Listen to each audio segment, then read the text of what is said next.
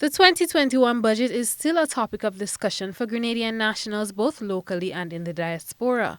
Monday night on GBN's Beyond the Headlines program, the budget was analyzed from a youth and social impact perspective. When asked about the budget's identification of women as a marginalized group in Grenada, human rights activist Kimberly Phillips said that although the terms were mentioned, there was no clear investment to address social inequality.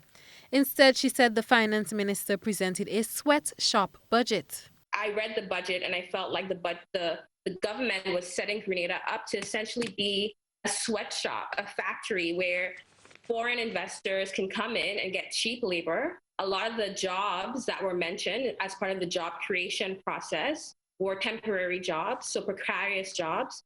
And so to me, it's really setting Grenada up to be a playground and a site for cheap investment, cheap labor for foreign investment. So I was quite disappointed, and I did not see the budget as an indication of the government's commitment to addressing any kind of social inequality. She was unwavering in her claim that the government's budget favors the needs of foreign investors over that of locals and gave further explanation for her statement. When I look at the budget, it's not clear that the government has a plan, a long-term plan, to ensure that Grenadians have full-time jobs, jobs that are secure, that jobs that have benefits, a pension.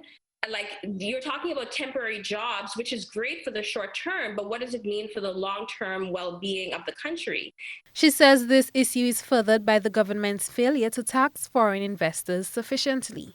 And I think one of the issues is that the government keeps responding to private sector needs and desires. They're not responding to the needs of the people. They're responding to, okay, this looks like a good business opportunity. We have some interested investors. How do we respond to that? How do we make sure they have the labor that they need? How do we make Grenada an attractive place for corporations? And what that means, to make Grenada an attractive place for corporations, means less taxes. You tax those corporations less. So Grenada essentially becomes this tax haven for multinational corporations and foreign investors.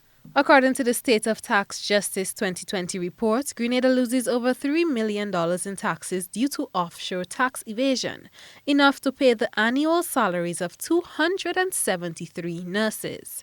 Trelana Charles, GBN News.